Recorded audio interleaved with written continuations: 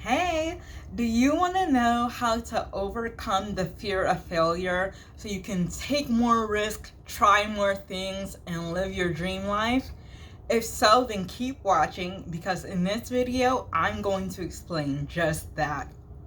But first, I want to know what your big goal is, the goal that fear is holding you back from. Let me know in the comments what your big goal is. All right, let's dive right in. The way you overcome your fear of failure is first, you want to separate your sense of self-worth from the outcome of your goals. A lot of people believe that the achievement of their goals is what makes them worthy or what makes them deserve love. But no, that you are worthy no matter what. You have inherent value and worth just because you exist. You are a human being and you deserve love regardless of whether you succeed or whether you fail.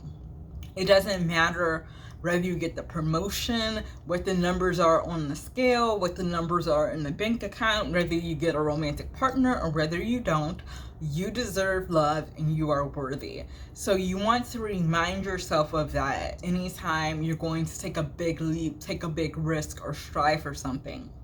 What I like to do, if I have like something really high stakes on the line, is look myself in the eye, in the mirror, my reflection, and say, Jasmine, I love you no matter what. I love you whether you achieve this goal or whether you don't, and I'm proud of you just for trying.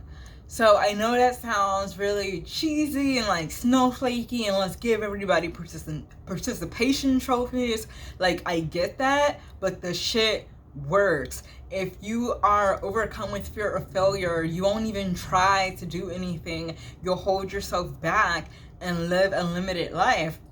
But if you're willing to do the cheesy stuff and give yourself the love and support you deserve and look in the mirror and tell yourself that you're worthy no matter what and that you are proud of yourself just for trying, you'll try more things and ultimately achieve more things and live a more fulfilled and expansive life. So remember just to separate your sense of worth and your deservingness for love on the outcome of your goals. They're two separate things that have nothing to do with each other. You're worthy no matter what. So after you establish that and really embody that, you also want to detach your happiness from the outcome of your goals. A lot of people think, oh, I'll be happy once I make X amount of dollars, or oh, I'll be happy once I have 10,000 social media followers. Yeah, I can be guilty of that one sometime.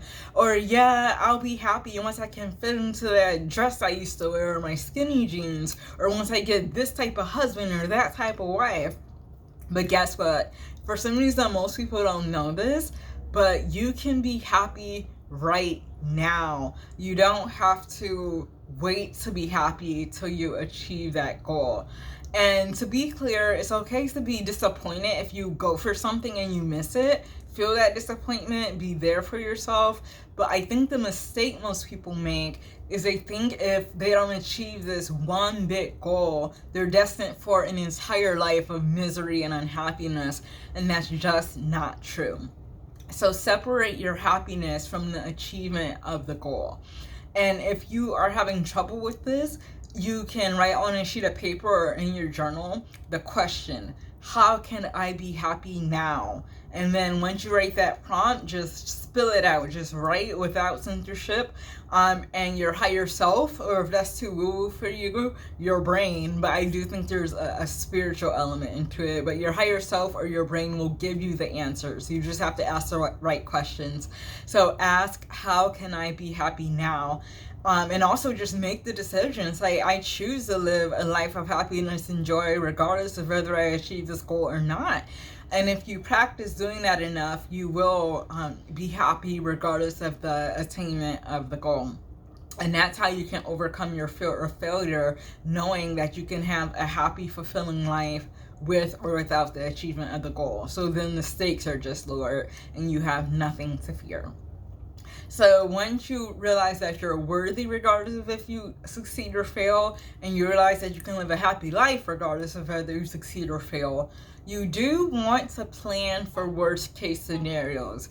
Often the fear of failing or the fear of having a bad thing happen is worse than the actual bad thing happening. So you want to prepare for the bad thing so you know you'll be okay no matter what. So ask yourself, what is the worst thing that can happen if I fail? Then ask yourself, what can I do to mitigate the damage if this bad thing happens? How will I recover? How will I rebuild? And so that plan, that worst case scenario recovery plan, is your safety net. You know you have something to catch you if you fall, and if you know you'll be okay no matter what, you'll be more willing to take more risk, put yourself out there, and you'll achieve more and have a more fulfilling life. So plan for worst case scenarios. Also, if you want to overcome your fear of failure, you want to, and this is big in this day and age, so hear this one out. You want to give yourself the privacy to try things and fail without an audience. A lot of the personal development gurus say when you set a goal, post it on social media, tell all your friends and all your family to keep you accountable. In certain scenarios, that's a good idea, but you have to just weigh it case by case. Sometimes it's better to keep it private, because often it's not failure you fear. It's the fear of what people will think of you if you fail. It's the fear of being seen as and labeled as a failure. It's the fear of enduring the embarrassment of having to tell everyone you failed. But what if you can take that away and give yourself some privacy? Like, I don't know how many years ago, let's say 30 years ago, there was no social media. So you can go for the big promotion or try to run the marathon or propose to the girlfriend. And if it was a no, if it was a fail, there was no audience to see it. And that lessened the humiliation, the trauma, the pain of failing. So give yourself permission in the privacy to try things and fail at them without an audience. And then often it's easier to tell people after the failures in the past, after you've failed, you've processed the disappointment in private, you've extracted the lessons from it, decided on your next move. It's easier to tell it as a tale of hindsight instead of when it's a fresh wound. So that's why it could be beneficial in certain circumstances to give yourself the privacy to try things and fail without an audience. Now, I want you to stay to the end of this video because I have a bonus tip that will really make sure that you can overcome your fear or fear of failure. But right now, I want to remind you to subscribe to my channel if you're liking this content. When you subscribe, you will get my videos delivered to your inbox, and you'll be the first to know when I post something new, so you won't miss anything.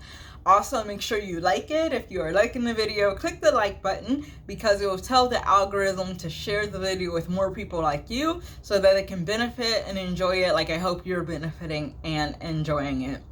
And let me know in the comments what you think of this content. It'll help me create more content that you like, or to stop making content you don't like. So let me know in the comments what you think. And now, here is your bonus tip. So if you want to overcome the fear of failure, detach from specific outcomes and just ask for the highest good. So here's an example. If I have a sales call with a potential client, especially if it's a client I really want to close and really want to work with, I may know that I want it, but I trust that the divine knows what's in my best interest. I think I want it based on my knowledge and my current feelings, but I don't know what I don't know. So what I do is I get quiet before my sales call or any other big leap I have to try, and I set my intention. I say it is my intention to bring this client on board, but I release attachment to that outcome and I ask for the highest good. And then I release it, and I trust that whatever comes to pass on that call is for the highest good. If I don't close the client, I believe that that client was not meant for me, or that there was a lesson to learn in that failure, such as I need a new sales process, a new sales script, or I need to be going for a different type of client. Or it could be that I did do my best and that client was not for my highest good. So whatever you're going for, set the intention to achieve it, but then call on the divine and say, I set the intention for this, but I ask for the highest good, and then trust that whatever transpires is for your highest good. So if you just attach to the highest good and have that as your intention, you have nothing to fear, because whatever happens is in your best interest. So to recap, to overcome your fear or failure, you want to separate your sense of self-worth from the outcome of your goals. You want to separate your sense of happiness from the outcome of your goals. Choose to be happy now. You want to prepare for the worst case scenario so you know you'll be okay no matter what. You want to give yourself the privacy to try things and fail without an audience. And you want to trust in the divine and set your intentions for the highest good instead of specific outcomes. And the most important thing, because you can't eradicate all the fear, is just the fear, feel the fear and do it anyway. So now that you know how to manage your fear of failure, are you ready to try something new or commit to a goal? If so, just type yes in the comments and let me know you're going to move forward now on something you've been holding back from. I wish you the best of luck, and until next time, I'm sending you all my love.